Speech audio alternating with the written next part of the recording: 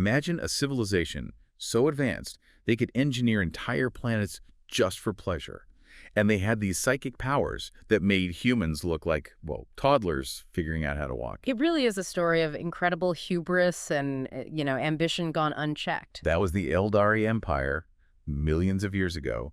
They were at the top, they had it all, but like we are going to find out, even the mightiest can fall. They had mastered technology and art and even the warp. And that led to this feeling that they were entitled, invincible. Ultimately, that was their undoing. They were just consumed by what they wanted, always needing more, always pushing for more sensation, more excess.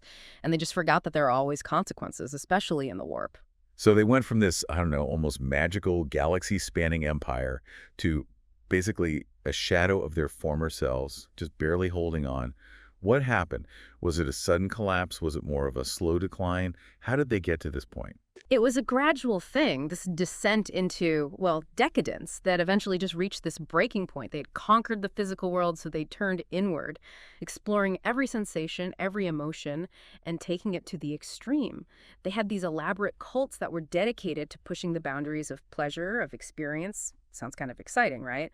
But ultimately, it was really dangerous, this feedback loop that they created, especially within the warp. Okay, so we know the warp reflects the material universe as this raw psychic energy, and it's fueled by emotions. But how did the Eldari pursuing pleasure lead to their downfall? Think of it this way. Their emotions were unrestrained. They just always thirsted for more and more, and it created this psychic shockwave that went through the warp. And it just kept growing stronger and stronger, feeding on their excess until finally it became a new entity, a god born from their collective desires, and that god was Slaanesh, the chaos god of excess. It's ironic, isn't it? They were trying to control this pursuit of the ultimate experience, and that actually created the very thing that would destroy them. They wanted pleasure, and instead, they created a being of pure excess, and that changed their fate forever. It really is. The birth of Slaanesh was a catastrophe. It sent a psychic shockwave through the galaxy.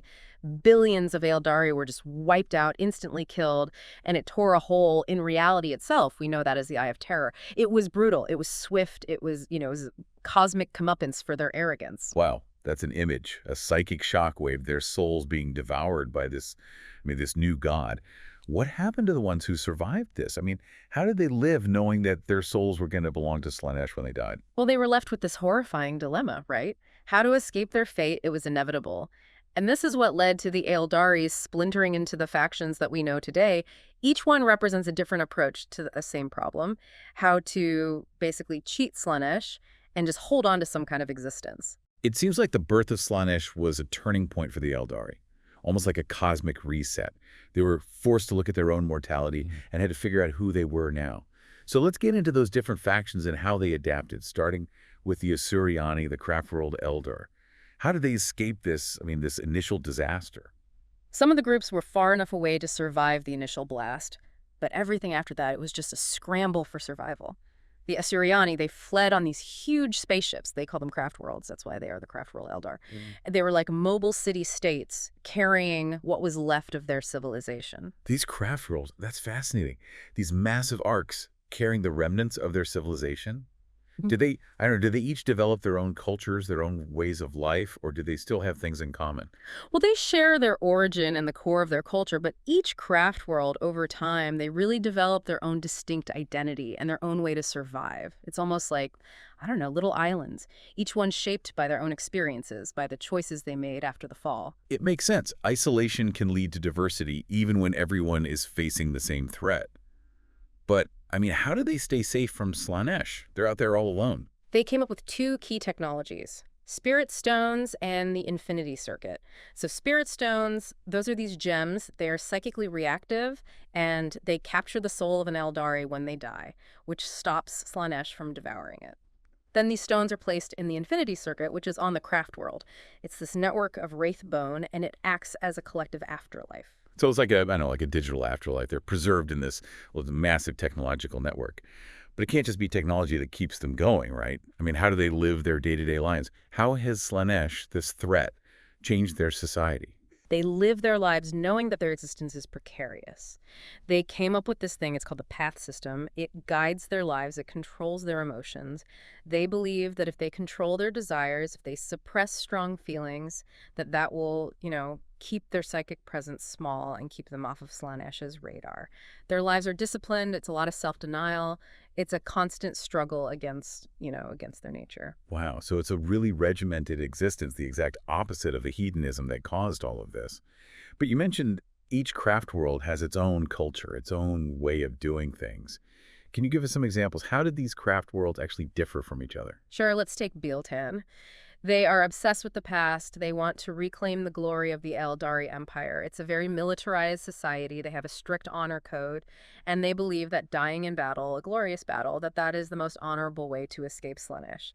They are always fighting the Imperium. They see them as usurpers, taking what is rightfully theirs.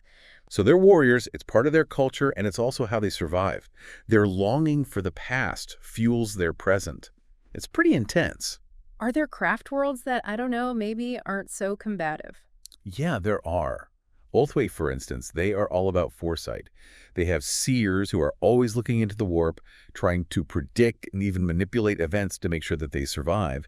They are very, very close to the Eye of Terror, which has really affected their culture. They focus on divination, and they're willing to do whatever it takes to protect themselves. So they're the strategists, always thinking ahead, always planning. It's interesting how each of these craft worlds has its own way of surviving. Are there any that focus on, I don't know, stealth, subterfuge, things like that? I like talk that's who you're thinking of. They're known for their rangers. Those are their scouts and assassins, the best snipers in the galaxy.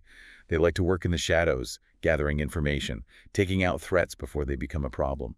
Their whole society is based on secrecy and being vigilant, always watching out for danger. Okay, I am starting to see a theme here. Each craft world, they find their strength, they find their specialty, and that's how they stay alive. What about Ayandan? We talked about them before, the craft world that was hit by the Tyranids. What did they do? How did they survive that? Ayandan, that is a tragic story. That Tyranid invasion, it destroyed most of their population. Now they depend on the spirits of their dead. They are masters of Wraithbone technology. They use it to create constructs like Wraithguard and Wraithlords. They are basically animated suits of armor, and they are powered by the souls of their ancestors.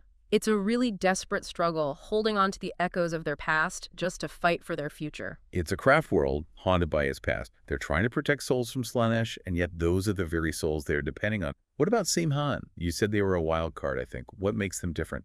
Simhan, they are a fascinating anomaly. They don't like that rigid path system the other craft worlds use. They like individuality, freedom of expression. They're known for their raids. They hit hard and fast, and then they disappear. They're unpredictable, they're vibrant, they're a testament to how strong the Aeldari are, even when facing extinction. So we have the warriors, the seers, the ones in the shadows, the survivors, and the free spirits. It's amazing how much diversity came out of such a catastrophic event. But not all of the Eldari who survived. They didn't all go out to the stars. Some of them, well, they chose a darker path. We're talking about the Drukhari, the Dark Eldar. Tell me about them. The Drukhari, they represent this darker part of the Aeldari, this more disturbing part. They didn't go out to space, they went into Webway. It's this network of tunnels, they're interdimensional, woven into reality itself. And there, they built their own empire. It's a reflection of everything they want, of this hunger they have. It sounds terrifying. I think maybe we should warn our listeners, the Drukhari, they aren't for the faint of heart. They're cruel, they're sadistic, and the way they survive, it's as fascinating as it is disturbing. You aren't wrong about that. The Drukhari, they found this way to keep Slaanesh away, at least for a while. They do it by inflicting pain and suffering on others. They became these masters of torture. They get something out of the psychic anguish of their victims, They think that if they experience this raw, negative emotion, but secondhand, that it will appease Slaanesh. It's like they are offering agony, a sacrifice, to delay their own demise. It's pragmatic, I'll give them that, but it's also morally reprehensible. They went from self-denial to making others suffer. It's a pretty bleak reflection of their situation. Where do they do this? I can't imagine they do this out in the open. They live in Camorra. It's a hidden city. It's in the Webway. It's this maze of torture chambers, arenas. That's where they indulge their desires. They raid other worlds and take slaves so they can put on these gruesome spectacles. And it just continues this cycle of pain and terror. That's how they live. It's a complete contrast to the craft worlds. This is depravity, fueled by fear and desperation. But not all the Eldari, they didn't all flee to the stars or, become these creatures of darkness. There are other factions out there, each one with their own story, and that includes the Harlequins. What makes them different from the other Aeldari? The Harlequins, they're an enigma, even to their own people. They're performers, they're warriors, they keep the Aeldari lore. They blend combat and art and history into this, I don't know, this mesmerizing spectacle. They're hard to categorize. They move through the galaxy like ghosts. They appear and disappear, and you never really know what they're after. So they're like, I don't know, like warrior monks, acrobats, maybe even cosmic jesters. Yeah. Where do they fit into all of this? What do they do in the 41st millennia? They serve Segorok, the laughing god. He's a trickster god, said to have outwitted Slaanesh himself during the fall. So his followers, they're protected from that insatiable hunger. The Harlequins, they're his agents in the material realm. They give these veiled pronouncements, warnings, maybe even prophecies. They guide the Aeldari through fate. So while other Eldari's are relying on technology or, these twisted rituals, the Harlequins have their faith and their art. It's really interesting. What are their performances like? Are they fighting? Are they doing something more subtle? They're a mix of everything. Dance, acrobatics, music, combat. They use illusions and psychic powers. It's really disorienting and honestly awe-inspiring. Their movements are fluid but deadly. Their blades, they're like silver lightning as they move across the battlefield. Their enemies, well, they're usually left bewildered and, in pieces. It sounds both beautiful and terrifying. Mm-hmm. But what's the purpose? It's more than just entertainment, right? Do they actually fight in conflicts, or are they more like, I don't know, observers, witnesses? They're the keepers of Eldari history. Their performances, they retell the old myths and legends. They warn about the mistakes of the past and maybe even hint at what the future holds. They know a lot about chaos. It's said that they guard these secret stores of forbidden lore, even the Black Library. It's not always clear what they're doing, but when they show up, things are about to change, like fate's getting ready to do something new. So they're more than just entertainers or warriors. They're the memory of the Aeldari. The past, speaking to the present. It's fascinating. Okay, speaking of finding their own place, what about the Exodites? The ones who went back to nature, rejecting technology and everything. Tell me about them. The Exodites, they're like the opposite of the Azuriani with all their technology, or the Drukhari and, well, their depravity. They saw where the Aeldari were headed, all that technology in excess, and they rejected it. Mm-hmm. They went back to a simpler life. They found these maiden worlds, planets that were full of life, and they just adapted. So they're like a back-to-nature movement, getting rid of the very things that destroyed them. It's a pretty big risk, right, given all the danger out there. Do they still have any of their old technology, or have they completely gone primitive? They still have some of it, but they don't use it much. They blend it with their surroundings. They ride these giant reptilian beasts, they call them dragons, and they have weapons. They're made from wraithbone, and they use psychic energy. They protect their worlds. Their lives are tied to the ecosystem. That's incredible. Ancient technology mixed with nature. But what about Slaanesh? They're not on craft worlds. They're not hiding. How do they protect themselves? It's all about their connection to their worlds. They have these shrines. They're ancient, made of crystal, and woven into the planet itself. When they die, their soul goes to those shrines.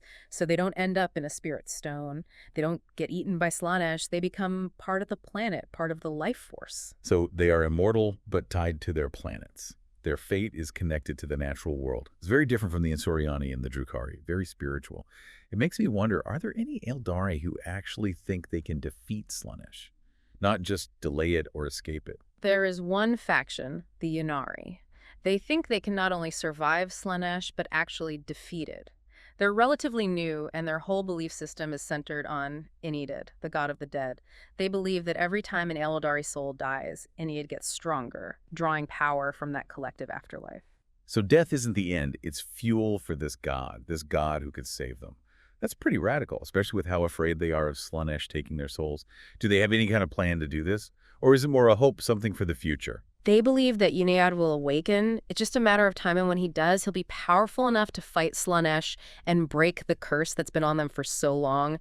They're trying to make this happen faster. They're gathering followers from all the Aeldari factions, even some Drukhari. They think that if the Aeldari unite under Enid, that will save them. So they're not just waiting around. They're actively trying to bring about their salvation. Yeah. But the Aeldari are so divided, there's so much mistrust. How are they going to unite? They are controversial, the Ynnari. Some see them as heretics, some see them as hope. They've had some success bringing different Aeldari groups together, especially the ones who are tired of the old ways. But a lot of people resist them. They think they're reckless, that their beliefs are dangerous. Even facing extinction, the Aeldari, they just can't seem to get along. What is it about them? Why are they always fractured? Why can't they unite when it matters the most? Well, maybe it's because of their history. Think about it. They had this massive empire. They were on top for so long, and then they lost it all. And now this threat of Slaanesh, it's always there. It's made them fragmented. They don't trust each other. Each faction finds its own way to survive, its own way to be Aeldari. It's a sad story, but they are resilient, they adapt, they've managed to stay alive for all this time in this dangerous galaxy, finding their own spaces, their own ways of life. It's amazing when you think about it. Yeah. But the 41st millennium, it's not a good time to be alive, even for the Aeldari. What are the biggest threats they face? Is it just Slaanesh, or is there more? Slaanesh, that's the big one, the threat to their souls. But the galaxy, it's full of danger. The Imperium of Man, they have these massive armies, they're always expanding, and they see the Aeldari as, well, weak, ready to be taken advantage of, maybe even wiped out. Oh, right. We haven't really talked about the Imperium. Can you give us, I don't know, a quick overview? I mean, for those who don't know much about the galaxy, what's the Imperium like, and what's their relationship with the Aeldari? The Imperium is a huge, sprawling human empire. It's run by bureaucracy and faith in the Emperor. He's this godlike figure, although he's really just a corpse on a golden throne. But they don't like to talk about that. They're xenophobic. They don't trust anyone who isn't human. They're always expanding. The Eldari, they see them as decadent, treacherous, a relic that needs to be erased. Wow, so two empires, both in decline, both clinging to the past. It's bound to end badly. How do the Aeldari see the Imperium? Do they see them as a threat, or just, I don't know, an annoyance, a giant that's going to fall over eventually? They see the Imperium and they think, there we are, that was us making the same mistakes. They see the Imperium's faith, their technology, and they think it's all weakness, a civilization about to crumble.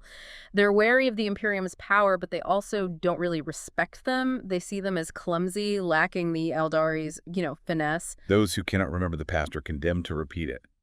But the Imperium isn't the only threat out there, right? There are other, well, monsters lurking out there. The galaxy is a dangerous place. There are things out there that would scare even the Eldari. The orcs, for example, they have these endless hordes, and all they want to do is fight. It's a constant threat. There are so many of them, and they're brutally efficient. Even the most skilled Eldari warriors, they have a hard time with them.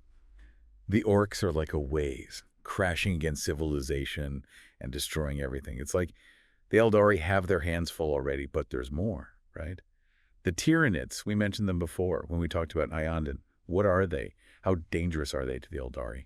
The Tyranids are a nightmare. They're the swarm. They come from outside the galaxy. They consume entire worlds. They're always hungry. Yeah. They're controlled by a single hive mind. All they want to do is eat and grow and turn everything into more Tyranids. So they're a threat to everyone, not just the Eldari. They sound like something out of a horror movie, something you can't stop.